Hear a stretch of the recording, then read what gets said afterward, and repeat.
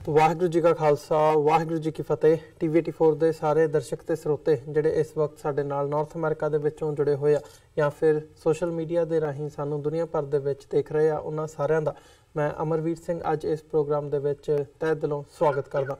Viewers, ਜਿੱਥੇ ਅਸੀਂ ਅੰਗਰੇਜ਼ੀ calendar ਦੇ ਮੁਤਾਬਕ ਅੱਜ ਨਵੇਂ ਸਾਲ ਦਾ ਪਹਿਲਾ ਦਿਨ ਹੈਗਾ, ਸੋ ਜਿੱਥੇ ਨਵੇਂ ਸਾਲ ਚੜ੍ਹਨ ਦੇ ਉੱਤੇ ਸਾਰਿਆਂ ਨੂੰ ਮੁਬਾਰਕਬਾਦ ਪੇਸ਼ ਕਰਦੇ ਹਾਂ ਇਸ ਪਲੇਟਫਾਰਮ ਤੋਂ, ਉੱਥੇ ਹੀ ਜਿੱਥੇ ਪਿਛਲਾ ਜਿਹੜਾ ਸਾਲ ਲੰਘਿਆ ਹੈਗਾ 2018 ਦਾ, ਉਹਦੀਆਂ ਕੀ ਐਕਟੀਵਿਟੀਜ਼ ਰਹੀਆਂ ਨੇ ਸਿੱਖ ਡਾਇਸਪੋਰਾ ਦੇ ਹਵਾਲੇ ਨਾਲ ਪੰਜਾਬ ਦੇ ਵਿੱਚ, ਜਾਂ ਭਾਰਤ ਦੀ ਜਿਹੜੀ ਸਿਆਸਤ ਹੈਗੀ ਹੈ ਉਹ ਕਿਸ ਦਿਸ਼ਾ ਵੱਲ ਨੂੰ ਕਰਵਟ ਲੈ ਰਹੀ ਹੈ, ਇਸ ਦੇ ਉੱਤੇ ਅੱਜ ਅਸੀਂ ਗੱਲਬਾਤ ਕਰਾਂਗੇ। ਪਿਛਲੇ ਸਾਲ ਦੀਆਂ ਜਿਹੜੀਆਂ ਐਕਟੀਵਿਟੀਜ਼ ਰਹੀਆਂ ਨੇ ਉਹ ਆਉਣ ਵਾਲੇ ਸਾਲ ਦੇ ਵਿੱਚ 2019 ਦੇ ਵਿੱਚ ਕਿਵੇਂ ਜਿਹੜੀਆਂ ਪ੍ਰਭਾਵਿਤ ਹੈਗੀਆਂ ਨੇ, ਪ੍ਰਭਾਵਿਤ ਕਰ ਸਕਦੀਆਂ ਨੇ ਜਿਹੜੀਆਂ ਨੀਤੀਆਂ ਨੇ ਉਹਨਾਂ ਨੂੰ, ਜਾਂ ਸਿੱਖ ਨੁਕਤਾ ਨਿਗਾਹ ਤੋਂ ਸਾਨੂੰ ਕਿਸ ਹਿਸਾਬ ਦੇ ਨਾਲ ਜਾਂ ਕਿਸ ਦਿਸ਼ਾ ਦੇ ਵੱਲ ਨੂੰ ਜਿਹੜੀ ਪੇਸ਼ਕਦਮੀ ਹੈਗੀ ਹੈ ਉਹ ਕਰਨੀ ਚਾਹੀਦੀ ਹੈ, ਕਿੰਨਾਂ ਗੱਲਾਂ ਦਾ ਧਿਆਨ ਰੱਖਦਿਆਂ ਹੋਇਆ। ਇਹ ਸਾਰੀ ਗੱਲਬਾਤ ਦੇ ਲਈ ਅੱਜ ਸਾਡੇ ਨਾਲ ਅਮਰੀਕਨ ਗੁਰਦੁਆਰਾ ਪ੍ਰਬੰਧਕ ਕਮੇਟੀ ਦੇ ਕੋਆਰਡੀਨੇਟਰ ਡਾਕਟਰ ਪ੍ਰਿਤਪਾਲ ਸਿੰਘ ਸਾਡੇ ਨਾਲ ਕੈਲੀਫੋਰਨੀਆ ਤੋਂ ਫੋਨ ਲਾਈਨ ਤੇ ਬਣੇ ਨੇ। ਆਓ ਉਹਨਾਂ ਨਾਲ ਮਿਲ ਕੇ ਅੱਜ ਦੀ ਵਿਚਾਰ ਚਰਚਾ ਦੀ ਸ਼ੁਰੂਆਤ ਕਰਦੇ ਹਾਂ। ਹਾਂਜੀ ਡਾਕਟਰ ਸਾਹਿਬ, ਤੁਹਾਡਾ ਸਵਾਗਤ ਹੈ ਜੀ। ਵਾਹਿਗੁਰੂ ਜੀ ਕਾ ਖਾਲਸਾ ਵਾਹਿਗੁਰੂ ਜੀ ਕੀ ਫਤਿਹ। ਡਾਕਟਰ ਸਾਹਿਬ, ਸ਼ੁਰੂਆਤ ਕਰੀਏ ਪਹਿਲਾਂ ਤਾਂ ਜਿਹੜੀਆਂ ਪਿਛਲੇ ਲੰਘੇ ਸਾਲ ਦੀਆਂ ਪ੍ਰਾਪਤੀਆਂ ਹੈਗੀਆਂ ਨੇ, ਖਾਸ ਤੌਰ 'ਤੇ ਜਦੋਂ ਅਸੀਂ ਸਿੱਖ ਡਾਇਸਪੋਰਾ ਦੀ ਗੱਲ ਕਰਦੇ ਹਾਂ ਉਹਦੇ ਤੋਂ ਗੱਲਬਾਤ ਦੀ ਸ਼ੁਰੂਆਤ ਕਰੀਏ, ਜਿੱਥੇ 1984 ਦਾ ਜਿਹੜਾ ਕਤਲੇਆਮ ਸੀ ਉਹਨੂੰ ਜੈਨੋਸਾਈਡ ਵਜੋਂ ਜਿਹੜੀ ਰੈਕਗਨੀਸ਼ਨ ਹੈਗੀ ਹੈ, ਉਹ ਕਨੈਟੀਕਟ ਦੀ ਸਟੇਟ ਅਸੈਂਬਲੀ ਹੋਵੇ, ਪੈਨਸਿਲਵੇਨੀਆ ਦੀ ਸਟੇਟ ਅਸੈਂਬਲੀ ਹੋਵੇ, ਫਿਰ ਜਿਹੜੀ ਡਾਇਸਪੋਰਾ ਦਾ ਜਾਂ ਡਾਇਸਪੋਰਾ ਸਿੱਖਾਂ ਨੇ ਜਿਹੜੀ ਆਪਣੀ ਤਾਕਤ ਹੈਗੀ ਹੈ ਉਹਦਾ ਮੁਜ਼ਾਹਰਾ ਕੀਤਾ ਹੈਗਾ ਇਹਨਾਂ ਘਟਨਾਵਾਂ ਦੇ ਨਾਲ। ਸੋ ਅਦਰਵਾਈਜ਼ ਵੀ ਜਦੋਂ ਅਸੀਂ ਜਨਰਲੀ ਗੱਲਬਾਤ ਕਰਦੇ ਹਾਂ ਤਾਂ ਕਿਵੇਂ ਦੇਖਦੇ ਹੋ ਪਿਛਲੇ ਸਾਲਾਂ ਦੇ ਮੁਤਾਬਕ ਜਿਹੜੀਆਂ ਡਾਇਸਪੋਰਾ ਸਿੱਖਾਂ ਦੀਆਂ ਗਤੀਵਿਧੀਆਂ ਰਹੀਆਂ ਨੇ ਉਹਨਾਂ ਨੂੰ ਤੁਸੀਂ ਕਿਵੇਂ ਐਨਾਲਾਈਜ਼ ਕਰਦੇ ਹੋ ਤੇ ਉਹਦੇ ਜਿਹੜੇ ਪ੍ਰਭਾਵ ਹੈਗੇ ਆ ਉਹ ਕਿਵੇਂ ਦੇਖਦੇ ਹੋ? ਜੀ, ਸਭ ਤੋਂ ਪਹਿਲਾਂ ਤਾਂ ਮੈਂ ਤੁਹਾਡੇ ਅਦਾਰੇ ਦਾ ਧੰਨਵਾਦ ਕਰਦਾ ਜਿਹੜੇ ਸਮੇਂ-ਸਮੇਂ ਤੇ ਬੜੇ ਕਰੰਟ ਇਸ਼ੂਜ਼ ਤੇ ਗੱਲ ਕਰਦੇ ਨੇ। ਤੇ ਦੂਸਰਾ, ਜਿਵੇਂ ਕਿ ਤੁਸੀਂ ਪਹਿਲਾਂ ਹੀ ਕਿਹਾ ਕਿ ਅੰਗਰੇਜ਼ੀ ਬਾਰੇ ਦੇ ਹਿਸਾਬ ਦੇ ਨਾਲ ਜਿਹੜਾ ਨਵਾਂ ਸਾਲ ਅੱਜ ਸ਼ੁਰੂ ਹੋਇਆ, ਅਸੀਂ ਸਮੁੱਚੀਆਂ ਸੰਗਤਾਂ ਨੂੰ ਇਸ ਨਵੇਂ ਵਰ੍ਹੇ ਦੀ ਸ਼ੁਰੂਆਤ ਤੇ ਮੁਬਾਰਕਬਾਦ ਦਿੰਦੇ। ਭਾਵੇਂ ਕਿ ਜਿਹੜਾ ਸਿੱਖ ਕੈਲੰਡਰ ਅਨੁਸਾਰ ਜਿਹੜਾ ਸਾਲ ਆ ਉਹ 14 ਮਾਰਚ ਤੋਂ ਆਰੰਭ ਹੁੰਦਾ, ਪਰ ਸ਼ੁਰੂ ਤੋਂ ਹੀ ਜਿਹੜੀਆਂ ਮਤਲਬ ਪੰਥ ਦੀਆਂ ਇਹ ਇੱਕ ਚਾਲ ਹੀ ਰਹੀ ਆ ਕਿ ਜਿੱਥੇ ਜਿੱਥੇ ਵੀ ਖਾਲਸਾ ਪੰਥ ਨੇ ਆਪਣਾ ਵਸੇਵਾ ਕੀਤਾ, ਉੱਥੇ ਜਿੱਥੇ ਆਪਣੇ ਜਿਹੜੇ ਰਸਮੋ ਰਿਵਾਜ ਆ, ਆਪਣੇ ਜਿਹੜੀਆਂ ਤਰੀਕਾਂ ਆ, ਉਹਨਾਂ ਨੂੰ ਪਹਿਲ ਦਿੱਤੀ ਹੈ। ਨਾਲ ਦੀ ਨਾਲ ਜਿਹੜਾ ਸਮਾਜ ਵਿੱਚ ਜਿਸ ਸਮਾਜ 'ਚ ਅਸੀਂ ਵਿਚਰਦੇ ਹਾਂ ਉਹਨਾਂ ਨੂੰ ਵੀ ਪੂਰੇ ਮਾਨ ਸਤਿਕਾਰ ਦੇ ਨਾਲ ਅਡੋਪਟ ਕਰਕੇ ਉਹਨਾਂ ਨੂੰ ਅੱਗੇ ਤੋਰਦੇ ਰਹੇ। ਔਰ ਇਸੇ ਲੜੀ ਵਿੱਚ ਹੀ ਭਾਵੇਂ ਕਿ ਜਿਹੜਾ ਸਿੱਖਾਂ ਦੇ ਜਿਹੜਾ ਨਵਕਸ਼ਾਹੀ ਸੰਮਤ ਦੇ ਮੁਤਾਬਕ ਜਿਹੜਾ ਨਵਾਂ ਸਾਲ ਹੈ ਉਹ 14 ਮਾਰਚ ਤੋਂ ਆਰੰਭ ਹੁੰਦਾ, ਪਰ ਕਿਉਂਕਿ ਅਸੀਂ ਜਿਸ ਕਮਿਊਨਿਟੀ ਦੇ ਵਿੱਚ, ਜਿਸ ਭਾਈਚਾਰੇ ਦੇ ਵਿੱਚ ਵਿਚਰਦੇ ਹਾਂ ਸੰਸਾਰ ਦੇ ਵਿੱਚ, ਅਸੀਂ ਨਵੇਂ ਜਿਹੜਾ 365 ਦਿਨਾਂ ਦੇ ਹਿਸਾਬ ਦੇ ਨਾਲ ਦਸੰਬਰ 31 ਨੂੰ ਖਤਮ ਹੋਣ ਵਾਲਾ, ਜਨਵਰੀ 1 ਤੋਂ ਸ਼ੁਰੂ ਹੋਣ ਵਾਲਾ ਜਿਹੜਾ ਸਾਲ ਹੈ ਉਹਨੂੰ ਵੀ ਅਸੀਂ ਇਹਨਾਂ ਦੇ ਨਾਲ ਰਲ ਕੇ ਇਸੇ ਤਰ੍ਹਾਂ ਹੀ ਯਾਦ ਕਰਦੇ ਹਾਂ ਔਰ ਅਰਦਾਸ ਕਰਦੇ ਹਾਂ ਸਾਰੇ ਗੁਰੂ ਘਰਾਂ 'ਚ ਕਿ ਆਉਣ ਵਾਲਾ ਜਿਹੜਾ ਸਮਾਂ ਉਹ ਖੁਸ਼ੀਆਂ ਭਰਿਆ ਤੇ ਤਸ਼ੱਦਦ ਤੋਂ ਮੁਕਤ ਤੇ ਸਾਰੀ ਦੁਨੀਆ ਦੇ ਵਿੱਚ ਜਿਹੜੀ ਇੱਕ ਹਫੜਾ ਤਫਰੀ ਫੈਲੀ ਹੋਈ ਹੈ ਉਹ ਤੋਂ ਮੁਕਤ ਹੋ ਜਾਏ ਤੇ ਹਰ ਮਨੁੱਖ ਨੂੰ ਇੱਕ ਸ਼ਾਂਤੀ ਮਿਲੇ, ਉਹਦੇ ਪਰਿਵਾਰ ਵਿੱਚ ਸੁੱਖ ਸ਼ਾਂਤੀ ਰਵੇ। ਅਸੀਂ ਹਮੇਸ਼ਾ ਹੀ ਪੰਥ ਵੱਲੋਂ ਇਸ ਗੱਲ ਦੀ ਕਾਮਨਾ ਕਰਦੇ ਹਾਂ। ਜਿਹੜਾ ਤੁਸੀਂ ਤੁਹਾਡਾ ਅਗਲਾ ਸਵਾਲ ਹੈ ਵੀ ਜਿਹੜਾ ਪਿਛਲਾ ਵਰ੍ਹਾ, ਜਿਵੇਂ ਤੁਸੀਂ ਸ਼ੁਰੂਆਤ ਵਿੱਚ ਜ਼ਿਕਰ ਕੀਤਾ ਕਿ ਅਸੀਂ ਕੀ ਪਿਛਲੇ ਵਰ੍ਹੇ ਦੇ ਵਿੱਚ ਕੀਤਾ, ਇਹ ਬਿਲਕੁਲ ਤੁਹਾਡੀ ਗੱਲ ਸਹੀ ਆ ਕਿ ਭਾਵੇਂ ਅਸੀਂ ਬਹੁਤ ਛੋਟੀ ਮਾਈਨੋਰਟੀ ਹੈ ਜਿੱਥੇ ਵੀ ਹੈਗੇ ਸਾਰੀ ਦੁਨੀਆ 'ਚ, ਪਰ ਸਾਡੀ ਜਿਹੜੀ ਪ੍ਰੈਜ਼ੈਂਸ ਆ, ਸਾਡੀ ਜਿਹੜੀ ਹੋਂਦ ਆ, ਉਹ ਕਲਗੀਆਂ ਵਾਲੇ ਦੀ ਦਿੱਤੀ ਹੋਈ ਜਿਹੜੀ ਸਾਨੂੰ ਛਵੀ ਆ ਉਹਦੇ ਨਾਲ ਭਾਵੇਂ ਅਸੀਂ ਇਕੱਲੇ ਹੋਈਏ ਜਾਂ ਦੋ ਹੋਈਏ, ਸਾਡੀ ਜਿਹੜੀ ਛਵੀ ਆ ਜਾਂ ਸਾਡੀ ਗਿਣਤੀ ਆ ਉਹ ਦੂਰੋਂ ਹੀ ਹੋ ਜਾਂਦੀ ਆ ਕਿ ਉਹ ਗੁਰੂ ਦਾ ਖਾਲਸਾ ਜਿਹੜਾ ਉਹ ਖੜਾ। ਔਰ ਉਸੇ ਹਿਸਾਬ ਦੇ ਨਾਲ ਹੀ ਜਿੱਥੇ ਅਸੀਂ ਦੁਨੀਆ ਦੇ ਅਰਥਚਾਰੇ ਦੇ ਵਿੱਚ ਇੱਕ ਵੱਡਾ ਯੋਗਦਾਨ ਹੈ ਔਰ ਜਿਸ ਖਿੱਤੇ 'ਚ ਵੀ ਅਸੀਂ ਰਹੇ ਹਾਂ ਮੋਸਟਲੀ ਸਾਡੀ ਜਿਹੜੀ ਵਸੋਂ ਪਹਿਲਾਂ ਪਿਛਲੇ 300-400 ਸਾਲ ਸਾਊਥ ਏਸ਼ੀਆ ਦੇ ਉਸ ਖਿੱਤੇ 'ਚ ਰਹੀ ਹੈ, ਔਰ ਉੱਥੇ ਸਿੱਖਾਂ ਨੂੰ ਇੱਕ ਬਹਾਦਰ ਕੌਮ ਵਜੋਂ, ਦਿਆਲੂ ਕੌਮ ਵਜੋਂ, ਮਜਲੂਮ ਦੇ ਨਾਲ ਖੰਡ ਵਾਲੀ ਕੌਮ ਦੇ ਵਜੋਂ ਜਾਣਿਆ ਜਾਂਦਾ। ਔਰ ਉਹੀ ਟ੍ਰੇਡਸ, ਉਹੀ ਜਿਹੜੇ ਗੁਣ ਨੇ ਖਾਲਸਾ ਪੰਥ ਵਿੱਚ ਅੱਜ ਵੀ ਹੈਗੇ ਨੇ।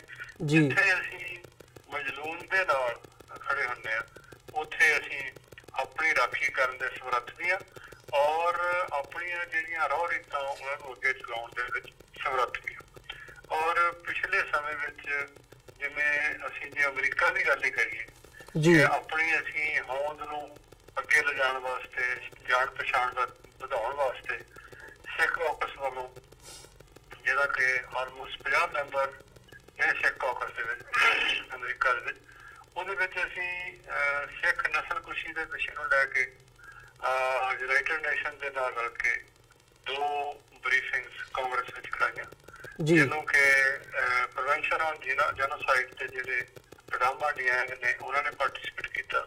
ਕਾਂਗਰਸ ਵੱਲੋਂ ਵੱਖ-ਵੱਖ ਜਿਹੜੇ ਕਾਂਗਰਸਮੈਨ ਨੇ ਬਹੁਤ ਪਾਰਟੀਆਂ ਦੇ, ਉਹਨਾਂ ਨੇ ਪਾਰਟੀਸਪੇਟ ਕੀਤਾ ਔਰ ਜਿਹੜੀ ਗੱਲ ਹੈ ਉਸ ਨੂੰ ਅਸੀਂ ਅੱਗੇ ਲਿਆਉਣ ਵਿੱਚ ਕਾਮਯਾਬ ਹੋਏ। ਇਸੇ ਤਰ੍ਹਾਂ ਹੀ ਆਪਾਂ ਉਸੇ ਲੜੀ ਨੂੰ ਅੱਗੇ ਤੋਰੀਏ ਤੇ ਭਾਵੇਂ ਕਿ ਜਿਹੜਾ ਸੱਜਣ ਕੁਮਾਰ ਦਾ ਫੈਸਲਾ ਦਿੱਲੀ ਦੀ ਹਾਈ ਕੋਰਟ ਨੇ ਦਿੱਤਾ, ਭਾਵੇਂ ਅਸੀਂ ਸਾਡੀ ਉਹਦੇ ਤਸੱਲੀ ਇਸ ਕਰਕੇ ਨਹੀਂ ਕਿ 34 ਸਾਲ ਬਾਅਦ ਸਾਡੇ ਜਿਹੜੇ ਜ਼ਖਮਾਂ ਨੂੰ ਦੁਬਾਰਾ ਫਿਰ ਖਿਲ੍ਹਿਆ ਗਿਆ, ਪਰ ਉਹਦੇ ਵਿੱਚ ਇੱਕ ਗੱਲ ਉਹਨਾਂ ਨੇ ਜ਼ਰੂਰ ਫੁੱਲੀ ਰੈਕੋਗਨਾਈਜ਼ ਤਾਂ ਨਹੀਂ ਕੀਤੀ, ਪਰ ਉਹਨਾਂ ਨੇ ਮੰਨਿਆ ਕਿ ਇਹ ਇੱਕ ਕਿਸਮ ਦੀ ਨਸਲਕੁਸ਼ੀ ਲੱਗਦੀ ਆ।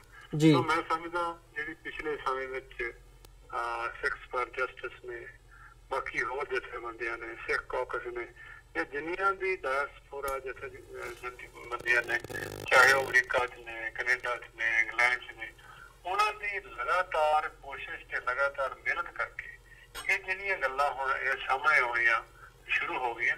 ਪਹਿਲਾਂ ਤਾਂ ਇਸ ਗੱਲ ਦਾ ਕੋਈ ਜ਼ਿਕਰ ਤੱਕ ਨਹੀਂ ਸੀ, ਨਾ ਤੱਕ ਨਹੀਂ ਸੀ। ਹੁਣ ਐਟਲੀਸਟ ਜਿਹੜਾ ਨਸਲਕੁਸ਼ੀ ਦਾ ਸ਼ਬਦ ਆ ਉਹ ਨਾਲ ਦੀ ਨਾਲ ਦਰਜ ਹੋਣਾ ਸ਼ੁਰੂ ਹੋ ਗਿਆ।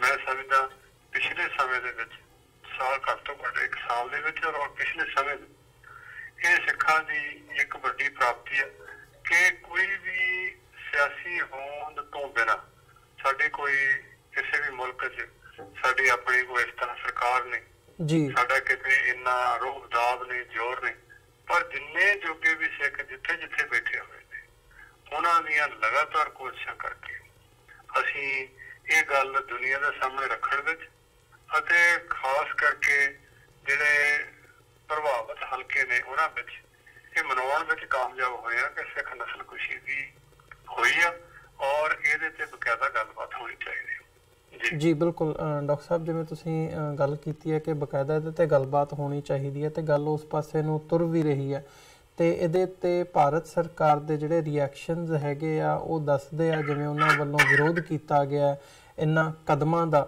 ਇਹ ਦੱਸਦਾ ਕਿ ਜਿਹੜੀ ਗੱਲ ਹੈਗੀ ਹੈ ਅਕਾਊਂਟੇਬਿਲਿਟੀ ਵੱਲ ਨੂੰ ਵੀ ਜਿਹੜੀ ਹੈਗੀ ਹੈ ਇਵੈਂਚੁਅਲੀ ਜਾਂਦੀ ਦਿਖ ਰਹੀ ਹੈ, ਤਾਂ ਹੀ ਜਿਹੜਾ ਸਰਕਾਰੀ ਲੈਵਲ ਤੇ ਵਿਰੋਧ ਹੋਣਾ ਉਹ ਸਾਡੇ ਸਾਹਮਣੇ ਹੈਗਾ। ਸੋ ਜਦੋਂ ਅਸੀਂ ਇਹਦੀ ਵੀ ਗੱਲ ਕਰਦੇ ਹਾਂ, ਇੰਡੀਆ ਦਾ ਜਿਹੜਾ ਰਿਐਕਸ਼ਨ ਹੈਗਾ ਉਹਦੀ ਗੱਲ ਜੇ ਕਰਨੀ ਹੋਵੇ ਤੇ ਖਾਸ ਤੌਰ ਤੇ ਇਸੇ ਟੌਪਿਕ ਦੇ ਨਾਲ ਜੇ ਕਰਤਾਰਪੁਰ ਲਾਂਘੇ ਦੀ ਵੀ ਗੱਲ ਕਰਨੀ ਹੋਵੇ, ਜਿਵੇਂ ਪੋਜ਼ਿਟਿਵਲੀ ਪਾਕਿਸਤਾਨ ਵੱਲੋਂ ਇਨੀਸ਼ੀਏਟ ਕੀਤਾ ਗਿਆ ਕਰਤਾਰਪੁਰ ਲਾਂਘੇ ਦਾ, ਤੇ ਹੁਣ ਵੀ ਜਦੋਂ ਅਸੀਂ ਦੇਖਦੇ ਹਾਂ ਉਹਨਾਂ ਨੇ ਏਜੰਡਾ ਵੀ 10 ਪੁਆਇੰਟ ਏਜੰਡਾ ਭੇਜਿਆ ਹੈਗਾ ਭਾਰਤ ਸਰਕਾਰ ਨੂੰ, ਕਿਵੇਂ ਉਹਦੇ ਤੇ ਕੰਮ ਹੋਣਾ ਚਾਹੀਦਾ ਜਾਂ ਹੋ ਸਕਦਾ, ਉਹਦਾ ਇੱਕ ਬਾਖੂਬੀ ਰੋਡ ਮੈਪ ਤਿਆਰ ਕਰਕੇ ਇੰਡੀਆ ਦੀ ਸਰਕਾਰ ਨੂੰ ਭੇਜਿਆ ਹੈਗਾ। ਪਰ ਇੰਡੀਅਨ ਸਾਈਡ ਵੱਲੋਂ ਹਜੇ ਵੀ ਜਿਹੜੀ ਹੈਗੀ ਹੈ ਉਹ ਇੱਕ ਨਾ ਪੱਖੀ ਰਵੱਈਆ, ਨਾ ਪੱਖੀ ਲਾਈਨ ਜਿਹੜੀ ਹੈਗੀ ਹੈ ਉਹ ਲਈ ਗਈ ਹੈ, ਭਾਵੇਂ ਉਹ ਡਾਇਰੈਕਟਲੀ ਸਿੱਧੇ ਤੌਰ ਤੇ ਪੰਜਾਬ ਦੇ ਮੁੱਖ ਮੰਤਰੀ ਕੈਪਟਨ ਅਮਰਿੰਦਰ ਸਿੰਘ ਦੀ ਬਿਆਨਬਾਜ਼ੀ ਹੋਵੇ ਜਾਂ ਅਦਰਵਾਈਜ਼ ਜਿਹੜਾ ਅਸੀਂ ਸਾਰਾ ਮੀਡੀਆ ਦਾ ਵਰਤਾਰਾ ਦੇਖਦੇ ਹਾਂ ਉਹਦੇ ਤੋਂ ਇਹ ਗੱਲ ਜਾਪਦੀ ਹੈਗੀ ਹੈ ਕਿ ਭਾਰਤ ਸਰਕਾਰ ਹਜੇ ਵੀ ਜਿਹੜਾ ਕਰਤਾਰਪੁਰ ਲਾਂਘੇ ਨੂੰ ਕੰਪਲੀਟਲੀ ਅਪਣਾਉਣ ਤੋਂ ਕੰਨੀ ਕਤਰਾ ਰਹੀ ਹੈ। ਸੋ ਇੰਡੀਅਨ ਗਵਰਨਮੈਂਟ ਦਾ ਜਾਂ ਓਵਰਆਲ ਇੰਡੀਅਨ ਸਾਈਡ ਦਾ ਜਿਹੜਾ ਇਹ ਰਵੱਈਆ ਹੈਗਾ ਇਹਨੂੰ ਤੁਸੀਂ ਕਿਵੇਂ ਦੇਖਦੇ ਹੋ, ਡਾਇਸਪੋਰਾ ਸਿੱਖਾਂ ਦੀਆਂ ਐਕਟੀਵਿਟੀਜ਼ ਦੇ ਹਵਾਲੇ ਨਾਲ ਵੀ ਤੇ ਕਰਤਾਰਪੁਰ ਲਾਂਘੇ ਦੇ ਹਵਾਲੇ ਨਾਲ ਵੀ? ਦੇਖੋ, ਇੱਕ ਨਾ ਗੱਲ ਜਿਹੜੀ ਬੇਸਿਕ ਧਿਆਨ 'ਚ ਰੱਖਣ ਵਾਲੀ ਜਾਂ ਸਮਝਣ ਵਾਲੀ ਕਿ ਜਿਹੜੀ ਇੰਡੀਅਨ ਪੋਲਿਟੀ ਆ ਜਾਂ ਜਿਹੜਾ ਇਹ ਧਰਮ ਹੈ ਇੰਡੀਅਨ ਜਿਹੜਾ ਹੈਗਾ ਜੀ,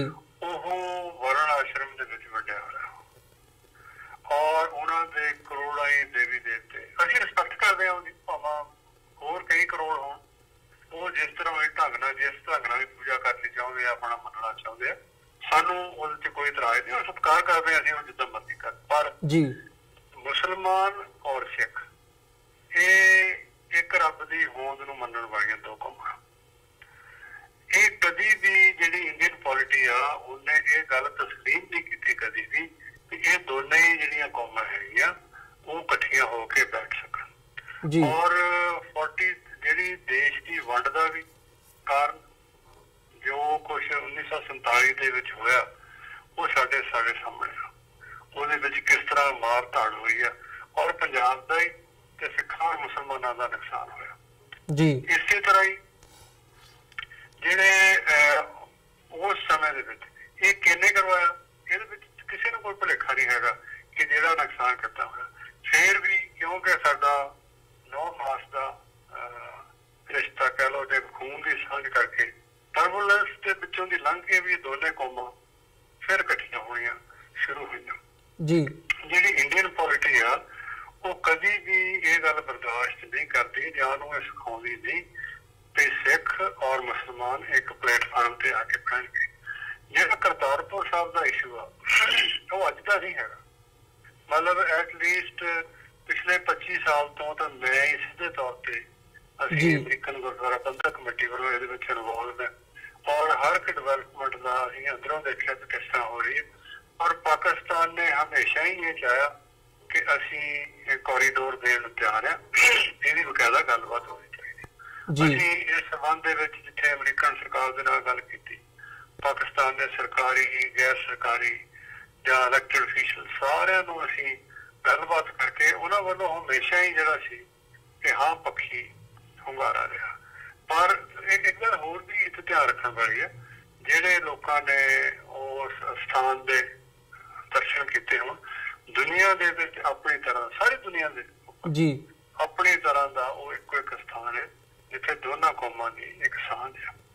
ਔਰ ਸਿਕਿਉਰਿਟੀ ਪੁਆਇੰਟ ਆਫ ਵਿਊ ਤੋਂ ਲਿਆ ਜਾਵੇ ਤੇ ਜਿਹੜੀ ਪਾਕਿਸਤਾਨ ਦੀ ਫਸਟ ਡਿਫੈਂਸ ਲਾਈਨ ਆ ਉਹ ਗੁਰਦੁਆਰਾ ਸਾਹਿਬ ਤੋਂ ਵੀ 2-2.5 ਕਿਲੋਮੀਟਰ ਪਿੱਛੇ ਜੀ। ਤੁਸੀਂ ਆਪ ਅੰਦਾਜ਼ਾ ਲਾਓ ਵੀ ਤੁਹਾਨੂੰ ਆਪਣੇ ਸਿਕਿਉਰਿਟੀ ਜ਼ੋਨ ਦੇ ਵਿੱਚ ਦਾਖਲ ਹੋਣ ਦੇਣ ਨੂੰ ਉਹਨਾਂ ਦਾ ਕੀ ਰਵੱਈਆ ਹੋਵੇਗਾ ਜਾਂ ਕਿਸੇ ਮੁਲਕ ਦਾ ਵੀ ਕੀ ਰਵੱਈਆ ਹੁੰਦਾ, ਕਿਉਂਕਿ ਜਿਹੜੀ ਡਿਫੈਂਸ ਲਾਈਨ ਆ ਉਹਨਾਂ ਦੀ ਇੱਕ ਬਕਾਇਦਾ ਸ਼ਾਹਰਾਹ ਲਾਈਨ ਹੁੰਦੀ ਜੀ। ਸੋ ਉਹਨਾਂ ਦਾ ਆਫਰ ਕਰਨਾ ਔਰ ਇਸ ਗੱਲ ਤੇ ਪਹਿਰਾ ਦੇਣਾ, ਪਿਛਲੇ ਲਗਾਤਾਰ 24-25 ਸਾਲ ਤੋਂ ਤਾਂ ਮੇਰਾ ਐਕਸਪੀਰੀਅੰਸ ਹੈ ਕਿ ਉਹਨਾਂ ਨੇ ਕਦੀ ਵੀ ਇਸ ਗੱਲ ਨੂੰ ਪਛਾਣ ਨਹੀਂ ਕੀਤਾ। ਹਮੇਸ਼ਾ ਹੀ ਉਹਨਾਂ ਨੇ ਇਸ ਗੱਲ ਨੂੰ ਅੱਗੇ ਰੱਖ ਰੱਖਿਆ ਕਿ ਜਿਹੜੇ ਸਿੱਖ ਨੇ ਉਹ ਆਪਣੇ ਗੁਰਧਾਮਾਂ ਦੀ ਆਪ ਸੇਵਾ ਸੰਭਾਲ ਕਰ ਸਕਣ ਔਰ ਉਹਦਾ ਰੱਖ ਰਖਾਵ ਕਰ ਸਕਣ।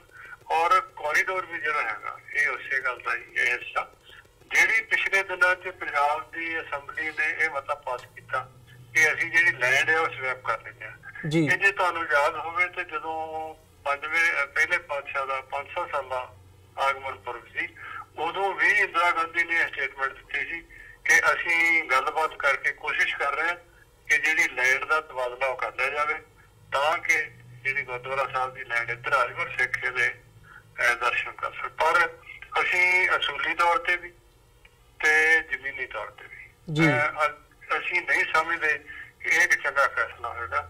ਐਟਲੀਸਟ ਸਾਡੇ ਜਿਹੜੇ ਗੁਰੂ ਘਰ ਨੇ ਪਾਕਿਸਤਾਨ 'ਚ, ਭਾਵੇਂ ਉਹਨਾਂ ਦੀ ਹਾਲਾਤ ਉਹ ਅਜਿਹੀ ਨਹੀਂ ਹੈਗੀ, ਉਹਦਾ ਕਾਰਨ ਅਸੀਂ ਖੁਦ ਆ ਕਿ ਅਸੀਂ ਆਪ ਵੀ ਉਹਨਾਂ ਜਗ੍ਹਾ ਨੂੰ ਛੱਡ ਕੇ ਆ ਗਏ ਜਿਹੜੀਆਂ ਸਾਡੀਆਂ ਜਾਨ ਤੋਂ ਵੀ ਪਿਆਰੀ ਜਗ੍ਹਾ ਸੀ। ਪਰ ਮੈਂ ਸਮਝਦਾ ਅਗਰ ਇਹ ਕਰਤਾਰਪੁਰ ਸਾਹਿਬ ਦਾ ਜਿਹੜਾ ਗੁਰੂ ਘਰ ਆ ਉਹ ਪਾਕਿਸਤਾਨ ਦੀ ਹੱਦ ਵਿੱਚ ਹੀ ਰਹਿੰਦਾ ਤੇ ਉਹ ਜ਼ਿਆਦਾ ਸੁਰੱਖਿਅਤ ਹੈ। ਦੇਖੋ ਨਾ ਪਿਛਲੇ ਸਮੇਂ 'ਚ ਗਿਆਨ ਗੋਦਲੀ ਜਾਂ ਹੋਰ ਇੱਕ ਦੋ ਜਿਹੜੇ ਸਥਾਨ ਹੈ ਇਹਨਾਂ ਨੇ ਧੱਕੇ ਨਾਲ ਹੀ ਉਹ ਕਬਜ਼ੇ ਕਰ ਲਏ। ਕੱਲ੍ਹ ਕੀ ਸਿਚੁਏਸ਼ਨ ਹੁੰਦੀ ਆ, ਕਿਸ ਤਰ੍ਹਾਂ ਦੇ ਹਾਲਾਤ ਹੁੰਦੇ, ਅਸੀਂ ਸਮਝਦੇ ਹਾਂ ਕਿ ਜਿਹੜੇ ਪਾਕਿਸਤਾਨ ਦੀ ਸਰਕਾਰ ਤੇ ਸਾਨੂੰ ਪੂਰਨ ਵਿਸ਼ਵਾਸ ਹੈ ਕਿ ਉਹ ਇਸ ਸਥਾਨ ਦੀ ਜਿੱਥੇ ਦੇਖਭਾਲ ਕਰਦੀ ਹੈ ਔਰ ਰੱਖ ਰਖਾਵ ਦਾ ਧਿਆਨ ਰੱਖਦੀ ਹੈ। ਕੋਰੀਡੋਰ ਦੇ ਉੱਪਰ ਵੀ ਦੇਖੋ, ਇੱਕ ਉਹ ਹਿੰਦੁਸਤਾਨ ਦੇ ਮੁਕਾਬਲੇ ਦੇ ਇੱਕ ਗਰੀਬ ਮੁਲਕ ਆ, ਉਹਨਾਂ ਦੀ ਇਕਨੋਮੀ ਬੜੀ ਥੱਲੇ ਆ ਤੇ ਉਹਨਾਂ ਨੇ 5 ਅਰਬ ਦਾ ਜਿਹੜਾ ਬਜਟ ਰੱਖ ਕੇ ਔਰ ਅਗਲੇ 1 ਸਾਲ ਦੇ ਵਿੱਚ ਉਹਨਾਂ ਨੇ ਕੋਰੀਡੋਰ ਜਿਹੜਾ ਕੰਪਲੀਟ ਕਰਨ ਦਾ ਪਬਲਿਕ ਦੇ ਨਾਲ ਵਾਅਦਾ ਕੀਤਾ, ਸਿੱਖਾਂ ਦੇ ਨਾਲ ਵਾਅਦਾ ਕੀਤਾ। ਮੇਰਾ ਖਿਆਲ ਹੈ ਜੇ ਕੋਈ ਬਹੁਤ ਹੀ ਹਿੰਦੁਸਤਾਨ ਵਾਲੇ ਪਾਸਿਓਂ ਇਹਨਾਂ ਨੇ ਕੋਈ ਏਦਾਂ ਦੇ ਹਾਲਾਤ ਨਾ ਪੈਦਾ ਕਰ ਦਿੱਤੇ ਕਿ ਉਹ ਰੁਕ ਜਾਵੇ। ਅਦਰਵਾਈਜ਼ ਉਹ ਇਸ ਗੱਲ ਤੇ ਦ੍ਰਿੜ ਨੇ ਔਰ ਇਸ ਗੱਲ ਨੂੰ ਪੂਰਾ ਕਰਕੇ ਹਟਣਗੇ। ਔਰ ਮੈਂ ਸਮਝਦਾ ਇਸ ਸਾਰੇ ਘਟਨਾਕ੍ਰਮ ਵਿੱਚ ਸਿੱਖ ਜਥੇਬੰਦੀਆਂ ਦਾ, ਵਿਦੇਸ਼ੀ ਸਿੱਖਾਂ ਦਾ ਅਤੇ ਖਾਸ ਕਰਕੇ ਇੰਡੀਅਨ ਸਾਈਡ ਤੋਂ ਵੀ ਸਰਦਾਰ ਕੁਲਦੀਪ ਸਿੰਘ ਵਡਾਲਾ, ਬਾਬਾ ਸੇਵਾ ਸਿੰਘ ਖਡੂਰ ਸਾਹਿਬ ਵਾਲੇ, ਇਹਨਾਂ ਸਾਰੇ ਹੀ ਜਿਹੜੇ ਵੱਡੇ ਬੰਦੇ ਨੇ, ਇਹਨਾਂ ਦਾ ਬੜਾ ਰੋਲ ਰਿਹਾ ਕਿ ਇਹ ਜਿਹੜਾ ਕੋਰੀਡੋਰ ਆ ਇਹ ਖੁੱਲ ਜਾਵੇ। ਪਰ ਹਮੇਸ਼ਾ ਹੀ ਜਿਹੜੀ ਇੰਡੀਅਨ ਸਾਈਡ ਆ ਉਹਨਾਂ ਨੇ ਤਰੀਕੇ ਦੇ ਨਾਲ ਇਸ ਦਾ ਵਿਰੋਧ ਕੀਤਾ ਕਿ ਇਹ ਗੱਲ ਕਿਤੇ ਸਿਰੇ ਨਾ ਚੜ ਜਾਏ। ਪਿਛਲੇ 70 ਸਾਲ ਦੀਆਂ ਅਰਦਾਸਾਂ ਤੋਂ ਬਾਅਦ ਖਾਲਸਾ ਪੰਥ ਨੂੰ ਇੱਕ ਮੌਕਾ ਮਿਲੇਗਾ ਕਿ ਉਹ ਉੱਥੇ ਜਾ ਕੇ ਉਸ ਸਥਾਨ ਦੇ ਖੁੱਲੇ ਦਰਸ਼ਨ ਦਿਦਾਰ ਕਰ ਸਕਣਗੇ। ਔਰ ਮੈਂ ਸਮਝਦਾ ਇਹ ਵੀ ਇੱਕ ਪਿਛਲੇ ਸਾਲ ਦੀ ਖਾਲਸਾ ਪੰਥ ਦੀ ਇੱਕ ਵੱਡੀ ਪ੍ਰਾਪਤੀ ਆ। ਔਰ ਇਸ ਵਿੱਚ ਕਿਸੇ ਨੇ ਵੀ ਕੰਮ ਕੀਤਾ ਹੋਵੇ, ਕਈ ਨਾਂ ਸਾਹਮਣੇ ਆਏ ਨੇ, ਕਈ ਨਾਂ ਪਿੱਛੇ ਹੋ ਗਏ ਨੇ, ਇਹ ਮੈਟਰ ਨਹੀਂ ਕਰਦਾ। ਮੈਟਰ ਇੱਕੋ ਗੱਲ ਹੀ ਕਰੇਗੀ ਕਿ ਉਹ ਜਿਹੜਾ ਸਥਾਨ ਆ ਉਹਨੂੰ ਕੋਰੀਡੋਰ ਦੇ ਰਸਤੇ ਭਾਰਤ ਨਾਲ ਜੋੜ ਕੇ ਖੁੱਲੇ ਦਰਸ਼ਨ ਦਿਦਾਰੇ ਹੋ ਸਕਣਗੇ। ਜੀ ਡਾਕਟਰ ਸਾਹਿਬ, ਜਿਵੇਂ ਇੰਡੀਆ ਨੇ ਇਸ ਸਾਰੇ ਪਾਰਟ ਨੂੰ ਅੱਜ ਵੀ ਕਿਤੇ ਨਾ ਕਿਤੇ ਇਹ ਗੱਲ ਲੱਗਦੀ ਹੈ ਵੀ ਸੈਬੋਟਾਜ ਕਰਨ ਦੀ ਜਿਹੜੀ ਕੋਸ਼ਿਸ਼ ਹੈਗੀ ਹੈ ਉਹ ਕੀਤੀ ਜਾ ਰਹੀ ਹੈ, ਤੇ ਹੋ ਸਕਦਾ ਹੈ ਵੀ ਕਿਤੇ ਨਾ ਕਿਤੇ ਇਹਦੇ ਵਿੱਚ ਲੱਤ ਫਸਾਈ ਜਾਵੇ ਕਰਤਾਰਪੁਰ ਕੋਰੀਡੋਰ ਦੇ ਇਸ਼ੂ ਦੇ ਵਿੱਚ। ਤੇ ਬਾਹਰਲੇ ਸਿੱਖਾਂ ਦੀ ਜਦੋਂ ਅਸੀਂ ਗੱਲ ਕਰਦੇ ਹਾਂ, ਉਹ ਕੈਨੇਡਾ ਦੇ ਵਿੱਚ ਹੋਵੇ, ਇੰਟਰਫੀਰੈਂਸ ਦਾ ਕੀ ਲੈਵਲ ਹੈਗਾ? ਤੁਹਾਡੇ ਜਿਹੜੇ ਇੱਥੋਂ ਦੇ ਅਫੇਅਰਸ ਹੈਗੇ ਆ ਕੈਨੇਡੀਅਨ ਜਾਂ ਅਮਰੀਕਨ ਸਿੱਖਾਂ ਦੇ, ਉਹ ਸਾਡੇ ਸਾਹਮਣੇ ਹੈਗਾ, ਉਹਦੀਆਂ ਜਿਹੜੀਆਂ ਕਈ ਐਗਜ਼ਾਮਪਲਸ ਨੇ ਉਹ ਕਈ ਵਾਰ ਸਾਡੇ ਸਾਹਮਣੇ ਆਈਆਂ ਨੇ। ਸੋ ਇਹ ਜਿਹੜਾ ਵਰਤਾਰਾ ਹੈਗਾ, ਇਹਦੇ ਨਾਲ ਜੇ ਡੀਲ ਕਰਨਾ ਹੋਵੇ ਤਾਂ ਕਿਸ ਤਰੀਕੇ ਨਾਲ ਡੀਲ ਕੀਤਾ ਜਾ ਸਕਦਾ ਹੈ? ਸਿੱਖ ਕੌਮ ਕਿਸ ਹਿਸਾਬ ਨਾਲ ਇਸ ਸਾਰੇ ਪਾਰਟ ਨੂੰ ਜਿਵੇਂ ਕਹਿੰਦੇ ਆ ਵੀ ਇਹਨਾਂ ਨੂੰ ਨਿਊਟਰਲਾਈਜ਼ ਕਿਵੇਂ ਕੀਤਾ ਜਾ ਸਕਦਾ ਹੈ, ਇਹ ਸਾਰੀ ਨੈਗੇਟਿਵਿਟੀ ਨੂੰ? ਦੇਖੋ, ਤੁਹਾਡਾ ਬਹੁਤ ਸੋਹਣਾ ਸਵਾਲ ਹੈ। ਹੁਣ ਪਿਛਲੇ ਸਮੇਂ 'ਚ ਦੇਖੋ ਵੀ ਜਦੋਂ ਮਿਸਟਰ ਟਰੂਡੋ ਇੰਡੀਆ ਗਏ ਨੇ ਜੀ, ਉਹਨਾਂ ਦੇ ਨਾਲ ਇਹਨਾਂ ਦਾ ਕੀ ਵਰਤਾਰਾ ਸੀ? ਸੱਜਣ ਸਿੰਘ ਜਿਹੜੇ ਸਾਜਨ ਨੇ ਜਦੋਂ ਉਹ ਗਏ ਨੇ ਉਹਨਾਂ ਦਾ ਕੀ ਵਰਤਾਰਾ ਸੀ? ਔਰ ਪਿਛਲੇ ਸਮੇਂ ਵਿੱਚ ਇਹਨਾਂ ਨੇ ਇਨਫਲੂਐਂਸ ਕਰਕੇ ਜਿਹੜਾ ਉੱਥੇ ਸਿੱਖਾਂ ਦੇ ਨਾਲ ਫਿਰ ਤੋਂ ਅੱਤਵਾਦ ਨੂੰ ਜੋੜਨ ਦੀ ਕੋਸ਼ਿਸ਼ ਕੀਤੀ ਹੈ। ਇਸੇ ਤਰ੍ਹਾਂ ਹੋਰ ਕਈ ਮੁਲਕਾਂ ਵਿੱਚ ਵੀ ਕਈ ਗੱਲਾਂ ਦਾ ਪਤਾ ਨਹੀਂ ਲੱਗਦਾ। ਜਿਵੇਂ ਹੁਣ ਸਿੱਖਸ ਫਾਰ ਜਸਟਿਸ ਨੇ ਕਾਨਫਰੰਸ ਰੱਖੀ ਹੋਈ ਸੀ 13 ਅਗਸਤ ਤੇ ਜੀ, ਉਹਨਾਂ ਨੇ ਸਰਕਾਰੀ ਤੌਰ ਤੇ ਪੂਰਾ ਕੋਸ਼ਿਸ਼ ਕੀਤਾ ਕਿ ਕਾਨਫਰੰਸ ਸਿਰੇ ਨਾ ਚੜ੍ਹੇ। ਅਸੀਂ ਸਮਝਦੇ ਹਾਂ ਕਿ ਹਰ ਇੱਕ ਮਨੁੱਖ ਨੂੰ ਬੋਲਣ ਦੀ, ਤੁਰਨ ਫਿਰਨ ਦੀ ਔਰ ਆਜ਼ਾਦ ਰਹਿਣ ਦੀ ਪੂਰੀ ਆਜ਼ਾਦੀ ਆ। ਉਹ ਇਸ ਧਰਤੀ ਤੇ ਜੇ ਆਇਆ ਉਹਦਾ ਭੇਜਿਆ ਹੋਇਆ ਬੰਦਾ ਪੂਰਾ ਤੌਰ ਤੇ ਇੱਕ ਆਜ਼ਾਦ ਮਨੁੱਖ ਹੈ ਔਰ ਉਹਨੂੰ ਪੂਰੀ ਆਜ਼ਾਦੀ ਹੋਣੀ ਚਾਹੀਦੀ ਹੈ। ਅਸੀਂ ਧੰਨਵਾਦੀ ਹਾਂ ਇਹਨਾਂ ਦੇ ਵਿਦੇਸ਼ੀ ਮੁਲਕਾਂ ਦੇ, ਖਾਸ ਤੌਰ ਤੇ ਅਮਰੀਕਾ, ਕੈਨੇਡਾ, ਯੂਰਪ ਦੇ ਇਹਨਾਂ ਮੁਲਕਾਂ ਦੇ, ਕਿ ਜਿਨ੍ਹਾਂ ਨੇ ਮਨੁੱਖਾਂ ਨੂੰ ਔਰ ਖਾਸ ਕਰਕੇ ਸਿੱਖਾਂ ਨੂੰ ਉਹਨਾਂ ਨੇ ਬੋਲਣ ਦੀ ਪੂਰੀ ਆਜ਼ਾਦੀ ਦਿੱਤੀ ਹੋਈ ਹੈ। ਜਿਹੜਾ ਤੁਹਾਡਾ ਸਵਾਲ ਹੈ ਕਿ ਅਸੀਂ ਕੀ ਕਰੀਏ ਜਾਂ ਕਿਸ ਤਰ੍ਹਾਂ ਹੋਵੇ, ਮੈਂ ਸਮਝਦਾ ਇਹਦਾ ਸਭ ਤੋਂ ਵਧੀਆ ਹੱਲ ਸਿੱਖਾਂ ਦਾ ਸਿਆਸੀ ਤੌਰ ਤੇ ਤਕੜੇ ਹੋਣਾ ਹੋਵੇਗਾ। ਜਿਸ ਤਰ੍ਹਾਂ ਸਿਟੀ ਲੈਵਲ ਤੇ, ਸਟੇਟ ਲੈਵਲ ਤੇ ਜਾਂ ਫੈਡਰਲ ਲੈਵਲ ਤੇ ਸਾਨੂੰ ਕੋਸ਼ਿਸ਼ਾਂ ਕਰਨੀਆਂ ਚਾਹੀਦੀਆਂ ਕਿ ਸਾਡੇ ਆਪਣੇ ਜਿਹੜੇ ਸਿੱਖ ਨੁਮਾਇੰਦੇ ਆ ਉਹ ਚੁਣ ਕੇ, ਉਹ ਇਲੈਕਸ਼ਨਾਂ ਦੇ ਵਿੱਚ ਚੁਣ ਕੇ ਆਉਣ ਔਰ ਸਿੱਖ ਹੱਕਾਂ ਦੀ ਉਹ ਗੱਲ ਕਰਨ। ਔਰ ਜਿੰਨੀ ਦੇਰ ਤੱਕ ਇਹ ਸਾਰਾ ਪ੍ਰੋਸੈਸ ਚੱਲਦਾ, ਜਿਵੇਂ ਕਿ ਮੈਂ ਪਹਿਲਾਂ ਵੀ ਸਿੱਖ ਕਾਕਸ ਦਾ ਨਾਂ ਲਿਆ, ਉਹ ਸਿੱਖਾਂ ਦੇ ਹੱਕਾਂ ਦੀ ਆਵਾਜ਼ ਉਠਾਉਣ ਵਾਸਤੇ ਇੱਕ ਪਲੇਟਫਾਰਮ ਹੈ। ਇਸ ਤਰ੍ਹਾਂ ਬਾਕੀ ਮੁਲਕਾਂ ਵਿੱਚ ਵੀ, ਇੰਗਲੈਂਡ ਦੇ ਵਿੱਚ ਪਾਰਲੀਮੈਂਟਰੀ ਗਰੁੱਪ ਹੈ। ਇਸੇ ਤਰ੍ਹਾਂ ਸਾਡੇ ਕਾਫੀ ਨੁਮਾਇੰਦੇ ਜਿਹੜੇ ਚੁਣੇ ਹੋਏ ਨੇ ਉਹ ਕੈਨੇਡਾ ਵਿੱਚ ਵੀ ਨੇ। ਤੁਸੀਂ ਦੇਖੋ ਵੀ ਜਿੱਥੇ ਜਿੱਥੇ ਵੀ ਇਸ ਤਰ੍ਹਾਂ ਦੇ ਚੁਣੇ ਹੋਏ ਨੁਮਾਇੰਦੇ ਸਿੱਖਾਂ ਦੀ ਗੱਲ ਕਰਦੇ ਨੇ ਜੀ ਜਾਂ ਉਹ ਆਪ ਸਿੱਖ ਨੇ, ਉੱਥੇ ਜਿਹੜੀ ਸਿਚੁਏਸ਼ਨ ਹੈ ਬਹੁਤ ਡਿਫਰੈਂਟ ਹੁੰਦੀ ਹੈ। ਹਾਲਾਂਕਿ ਹਿੰਦੁਸਤਾਨ ਦੇ ਵਿੱਚ ਵੀ ਸਾਡੇ ਚੁਣੇ ਹੋਏ ਨੁਮਾਇੰਦੇ ਨੇ, ਪਰ ਉੱਥੇ ਬੋਲਣ ਦੀ ਆਜ਼ਾਦੀ ਨਹੀਂ ਹੈਗੀ। ਤੇ ਜੇ ਆਜ਼ਾਦੀ ਹੈਗੀ ਵੀ ਆ ਬੋਲਣ ਦੀ, ਤੇ ਸਾਡੇ ਜਿਹੜੇ ਨੁਮਾਇੰਦੇ ਨੇ, ਖਾਸ ਤੌਰ ਤੇ ਮੈਂ ਜ਼ਿਕਰ ਕਰਾਂਗਾ ਸਿੱਖ ਨੁਮਾਇੰਦੇ ਦੀ, ਉਹਨਾਂ ਦੇ ਮੂੰਹ 'ਚ ਉਹ ਜ਼ੁਬਾਨ ਨਹੀਂ ਹੈ ਜਿਹੜੀ ਜ਼ੁਬਾਨ ਅਸੀਂ ਆਜ਼ਾਦੀ ਦੇ ਨਾਲ ਬਾਹਰ ਖੋਲ ਕੇ ਬੋਲ ਸਕਦੇ ਹਾਂ। ਸੋ ਮੇਰਾ ਇਹੀ ਵਿਚਾਰ ਹੈ ਕਿ ਸਾਨੂੰ ਵੱਧ ਤੋਂ ਵੱਧ ਸਿਆਸੀ ਤੌਰ ਤੇ ਤਕੜੇ ਹੋਣਾ ਚਾਹੀਦਾ। ਔਰ ਇੱਕ ਮੈਂ ਸਮੁੱਚੀਆਂ ਜਿੰਨੀਆਂ ਵੀ ਜਥੇਬੰਦੀਆਂ ਇਸ ਵੇਲੇ ਇਸ ਕੰਮ ਵਿੱਚ ਲੱਗੀਆਂ ਹੋਈਆਂ ਨੇ, ਇਸ ਸੰਘਰਸ਼ਸ਼ੀਲ ਨੇ, ਕਿ ਸਿੱਖਾਂ ਦੀ ਹੋਂਦ ਦਾ ਕੋਈ ਪ੍ਰਗਟਾਵਾ ਹੋ ਸਕੇ। ਉਹਨਾਂ ਸਾਰਿਆਂ ਨੂੰ ਬੇਨਤੀ ਹੈ ਕਿ ਮਤਭੇਦ ਆਪਸ ਵਿੱਚ ਹੀ ਹਨ, ਰਹਿਣਗੇ।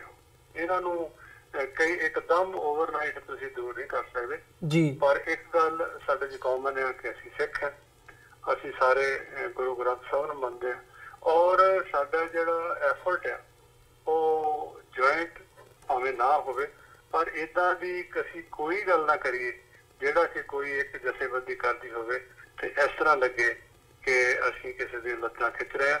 ਔਰ ਏਦਾਂ ਦੀਆਂ ਚੀਜ਼ਾਂ ਪਿਛਲੇ ਸਮੇਂ ਵਿੱਚ ਦੇਖਣ ਨੂੰ ਮਿਲੀਆਂ ਕਿ ਜਥੇਬੰਦੀਆਂ ਹੀ ਕਈ ਵਾਰੀ ਆਪਸ ਵਿੱਚ ਟਕਰਾਅ ਵਿੱਚ ਆ ਜਾਂਦੀਆਂ। ਮੇਰੀ ਸਭ ਨੂੰ ਇਹ ਬੇਨਤੀ ਹੋਏਗੀ ਕਿ ਆਪਾਂ ਪੰਥ ਦੀ ਚੜ੍ਹਦੀ ਕਲਾ ਵਾਸਤੇ, ਪੰਥ ਕਿਸ ਤਰ੍ਹਾਂ ਚੜ੍ਹਦੀ ਕਲਾ 'ਚ ਜਾਂਦਾ ਉਹਦੇ ਵਾਸਤੇ ਕੰਮ ਕਰੀਏ, ਨਾ ਕਿ ਆਪਣੇ ਮਤਭੇਦਾਂ ਨੂੰ ਅਸੀਂ ਹੋਰ ਉਜਾਗਰ ਕਰੀਏ ਜੀ। ਡਾਕਟਰ ਸਾਹਿਬ, ਇੱਕ ਜਾਂਦੇ ਜਾਂਦੇ ਇੱਕ ਸਵਾਲ ਮੈਂ ਸਿੱਖ ਕੌਕਸ ਦੇ ਹਵਾਲੇ ਨਾਲ ਪੁੱਛਣਾ ਚਾਹੂੰਗਾ ਕਿ ਜਿਹੜਾ ਆਉਣ ਵਾਲਾ ਸਾਲ ਹੈਗਾ ਇਹ 2019 ਦਾ ਚੜ੍ਹ ਚੁੱਕਿਆ, ਇਹਦੀਆਂ ਸਿੱਖ ਕੌਕਸ ਦੀਆਂ ਕੀ ਜਿਹੜੀਆਂ ਮਤਲਬ ਰੋਡ ਮੈਪ ਕੀ ਹੈਗਾ 2019 ਦੇ ਲਈ ਸਿੱਖ ਕੌਕਸ ਦਾ, ਜਾਂ ਖਾਸ ਤੌਰ 'ਤੇ ਜਦੋਂ ਅਸੀਂ ਯੰਗ ਜਨਰੇਸ਼ਨ ਦੀ ਗੱਲ ਕਰਦੇ ਹਾਂ ਉਹਨਾਂ ਨੂੰ ਸਿੱਖਾਂ ਦੇ ਬੱਚਿਆਂ ਨੂੰ ਇਨਵੋਲਵ ਕਰਨ ਦੇ ਲਈ, ਜਿਵੇਂ ਤੁਸੀਂ ਸਿਆਸਤ ਦੇ ਵਿੱਚ ਹੋਰ ਉੱਭਰ ਕੇ ਸਾਹਮਣੇ ਆਉਣ ਦੀ ਜਾਂ ਤਾਕਤਵਰ ਹੋਣ ਦੀ ਗੱਲ ਕੀਤੀ ਹੈ, ਸੋ ਉਹ ਜਿਹੜਾ ਕੰਮ ਹੈਗਾ ਉਹ ਨੌਜਵਾਨ ਪੀੜ੍ਹੀ ਦੇ ਹੀ ਜ਼ਿੰਮੇ ਹੈ ਅਤੇ ਸਿੱਖ ਕੌਕਸ ਦਾ ਰੋਲ ਉਹਦੇ 'ਚ ਬਹੁਤ ਵੱਡਾ ਬਣ ਜਾਂਦਾ ਇਹ ਸਾਰੇ ਪਾਰਟ ਨੂੰ ਅਮਲੀ ਜਾਮਾ ਪਹਿਨਾਉਣ ਦੇ ਵਿੱਚ। ਸੋ 2019 ਦੇ ਵਿੱਚ ਕੀ ਉਮੀਦ ਕੀਤੀ ਜਾ ਸਕਦੀ ਹੈ ਸਿੱਖ ਕੌਕਸ ਕੋਲੋਂ? ਇੱਕ ਮੈਂ ਨਿੱਕੀ ਜਿਹੀ ਗੱਲ ਹੋਰ ਕਰਨੀ ਚਾਹਾਂਗਾ ਕਿ ਸਿੱਖ ਕੌਕਸ ਦੇ ਕਈ ਵਿਰੋਧੀ ਅਕਸਰ ਇਹ ਗੱਲ ਕਹਿੰਦੇ ਸੁਣੇ ਗਏ ਆ ਕਿ ਦੇਖੋ ਜੀ ਜਿਹੜੇ ਕੌਕਸ ਦੇ ਮੈਂਬਰ ਆ ਉਹ ਹੋਰ ਵੀ ਕਈ ਕੌਕਸ ਦੇ ਮੈਂਬਰ ਆ ਜੀ, ਜਿਹੜੇ ਇੱਥੇ ਕਾਂਗਰਸਮੈਨ ਨੇ ਉਹ ਫੁੱਲੀ ਇੰਡੀਪੈਂਡੈਂਟ ਨੇ, ਉਹਨਾਂ ਨੂੰ ਕੋਈ ਕਿਸੇ ਕਿਸਮ ਦੀ ਪਾਬੰਦੀ ਨਹੀਂ ਹੈ ਉਹਨਾਂ ਨੂੰ ਬੋਲਣ ਦੀ। ਜਿੱਥੇ ਸਾਨੂੰ ਆਜ਼ਾਦੀ ਦਿੱਤੀ ਉਹਨਾਂ ਨੂੰ ਖੁਦ ਵੀ ਪੂਰੀ ਆਜ਼ਾਦੀ ਆ, ਔਰ ਉਹ ਇੱਕ ਕਾਂਗਰਸਮੈਨ ਐਟ ਏ ਟਾਈਮ ਬਹੁਤ ਸਾਰੇ ਕਾਕਸ ਦੇ ਮੈਂਬਰ ਹੋ ਸਕਦੇ ਹਨ ਜੀ। ਡਿਪੈਂਡ ਉਦੋਂ ਕਰਦਾ ਜਦੋਂ ਇਹ ਗੱਲ ਉਦੋਂ ਧਿਆਨ 'ਚ ਆਏਗੀ ਜਦੋਂ ਕੋਈ ਕਾਕਸ ਦਾ ਮੈਂਬਰ ਤੁਹਾਡੇ ਕਾਕਸ ਦੇ ਜਿਹੜਾ ਬਣਤਰ ਆ ਜਾਂ ਉਹਦਾ ਸਿਧਾਂਤ ਆ ਉਹਦੇ ਖਿਲਾਫ ਜਾਵੇ। ਸੋ ਇਹ ਪੋਸੀਬਿਲਿਟੀ ਜਿਹੜੇ ਲੋਕ ਇਸ ਗੱਲ ਦਾ ਪ੍ਰਚਾਰ ਕਰਦੇ ਨੇ ਉਹਨਾਂ ਨੂੰ ਵੀ ਮੈਂ ਬੇਨਤੀ ਕਰਾਂਗਾ ਕਿ ਇਹੋ ਜਿਹਾ ਜਿਹੜਾ ਕੂੜ ਪ੍ਰਚਾਰ ਆ ਆਪਾਂ ਨਾ ਕਰੀਏ ਜੀ। ਔਰ ਜਿਹੜਾ ਕਾਕਸ ਦੇ ਆਉਣ ਵਾਲੇ ਸਮੇਂ 'ਚ ਜਿਹੜੇ ਕੰਮ ਹੋਣਗੇ ਉਹ ਸਿੱਖਾਂ ਦੀ ਆਵਾਜ਼ ਇੱਥੋਂ ਦੀ ਸਰਕਾਰ ਤੱਕ, ਇੱਥੋਂ ਦੇ ਨੁਮਾਇੰਦਿਆਂ ਤੱਕ ਜਾਂ ਲੋਕਾਂ ਤੱਕ ਪਹੁੰਚਾਉਣ ਲਈ ਹੀਅਰਿੰਗਸ, ਬਰੀਫਿੰਗਸ, ਪਲੱਸ ਜਿਹੜੇ ਸਾਡੇ ਨੌਜਵਾਨ ਬੱਚੇ ਬੱਚੀਆਂ ਜਿਹੜੇ ਇੰਟਰਨਸ਼ਿਪ ਕਰਦੇ ਨੇ ਉਹ ਆਪਣੇ ਆਪਣੇ ਹਲਕੇ ਦੇ ਕਾਂਗਰਸਮੈਨਾਂ ਨੂੰ ਮਿਲਣ। ਅਸੀਂ ਵੀ ਉਹਦੇ ਵਿੱਚ ਉਹਨਾਂ ਦੀ ਮਦਦ ਕਰਾਂਗੇ ਤਾਂ ਕਿ ਉਹਨਾਂ ਨੂੰ ਸਿਸਟਮ ਦੀ ਸਮਝ ਲੱਗ ਸਕੇ ਕਿ ਸਿਸਟਮ ਕਿੱਦਾਂ ਕੰਮ ਕਰਦਾ ਉਹਦਾ ਪਤਾ ਲੱਗ ਸਕੇ। ਇਸੇ ਤਰ੍ਹਾਂ ਹੀ ਉਹ ਜਿਹੜੀ ਸਿਆਸਤ ਆ ਜਾਂ ਜਿਹੜੀ ਫਰੀ ਪੋਲਿਟੀ ਆ ਉਹਦੇ ਵਿੱਚ ਇਨਵੋਲਵ ਹੋਣਗੇ। ਤੁਸੀਂ ਦੇਖਿਆ ਹੋਵੇਗਾ ਕਿ ਜਿਹੜੇ ਕਾਂਗਰਸਮੈਨ ਨੇ ਇਹਨਾਂ ਦੇ ਜਿਹੜੇ ਸਟਾਫਰ ਨੇ ਉਹੀ ਮੁੜ ਕੇ ਟ੍ਰੇਨਿੰਗ ਲੈ ਕੇ ਕਿਤੇ ਕਾਂਗਰਸਮੈਨ ਦੀ ਕਿਤੇ ਅਸੈਂਬਲੀਮੈਨ ਦੀ ਉਹ ਚੋਣ ਲੜਦੇ ਨੇ ਜੀ। ਸੋ ਇਹ ਇੱਕ ਅੱਛਾ ਉਦਮ ਔਰ ਕਦਮ ਹੋਏਗਾ ਜੀ। ਡਾਕਟਰ ਸਾਹਿਬ ਤੁਹਾਡਾ ਬਹੁਤ ਬਹੁਤ ਧੰਨਵਾਦ, ਤੁਸੀਂ ਇਸ ਸਾਰੇ ਬਾਰੇ ਸਾਡੇ ਨਾਲ ਵਿਚਾਰਾਂ ਦੀ ਸਾਂਝ ਪਾਈ ਹੈ। ਸੋ ਅੱਜ ਦੇ ਸ਼ੋਅ ਦੇ ਵਿੱਚ ਇੱਥੇ ਇਜਾਜ਼ਤ ਚਾਹਾਂਗੇ ਜੀ ਤੁਹਾਡੇ ਕੋਲੋਂ। ਬਹੁਤ ਬਹੁਤ ਧੰਨਵਾਦ ਤੁਹਾਡਾ ਸਮਾਂ ਦੇਣ ਦੇ ਲਈ। ਫਤਿਹ ਦੀ ਸਾਂਝ ਪਾਈ ਹੈ ਅੰਤ ਦੇ ਵਿੱਚ। ਵਾਹਿਗੁਰੂ ਜੀ ਕਾ ਖਾਲਸਾ, ਵਾਹਿਗੁਰੂ ਜੀ ਕੀ ਫਤਿਹ। ਵਿਊਅਰਸ, ਉਮੀਦ ਕਰਦੇ ਹਾਂ ਕਿ ਜਿਹੜੀ ਅੱਜ ਦੀ ਸਾਡੀ ਇਹ ਸਾਰੀ ਗੱਲਬਾਤ ਸੀ ਅਮਰੀਕਨ ਗੁਰਦੁਆਰਾ ਪ੍ਰਬੰਧਕ ਕਮੇਟੀ ਦੇ ਕੋਆਰਡੀਨੇਟਰ ਡਾਕਟਰ ਪ੍ਰਿਤਪਾਲ ਸਿੰਘ ਹੋਰਾਂ ਦੇ ਨਾਲ ਤੁਹਾਨੂੰ ਜ਼ਰੂਰ ਪਸੰਦ ਆਈ ਹੋਵੇਗੀ। ਸੋ ਜਾਂਦੇ ਜਾਂਦੇ ਤੁਹਾਡੇ ਚਰਨਾਂ ਦੇ ਵਿੱਚ ਬੇਨਤੀ ਵੀ ਕਰਦੇ ਹਾਂ, TV84 ਨੂੰ ਅੱਗੇ ਵਧਾਉਣ ਦੇ ਲਈ ਸਾਨੂੰ ਤੁਹਾਡੀ ਸਹਾਇਤਾ ਦੀ ਲੋੜ ਹੈ। TV84 ਨੂੰ ਡੋਨੇਟ ਕਰਨ ਦੇ ਲਈ ਤੁਸੀਂ ਸਾਡੀ ਵੈਬਸਾਈਟ www.tv84.tv ਤੇ ਜਾ ਕੇ ਸਾਨੂੰ ਡੋਨੇਟ ਕਰ ਸਕਦੇ ਹੋ ਤੇ ਮੰਥਲੀ ਡੋਨੇਸ਼ਨਸ ਦੇ ਲਈ ਪਲੇਜ ਕਰ ਸਕਦੇ ਹੋ। ਜੇ ਚੈੱਕ ਰਾਹੀਂ ਡੋਨੇਸ਼ਨਸ ਭੇਜਣੀਆਂ ਚਾਹੁੰਦੇ ਹੋ ਤਾਂ TV84 ਦੇ ਨਾਂ ਦਾ ਚੈੱਕ ਬਣਾ ਕੇ ਤੁਸੀਂ ਸਾਨੂੰ ਸਾਡੇ ਐਡਰੈਸ ਤੇ ਵੀ ਮੇਲ ਕਰ ਸਕਦੇ ਹੋ।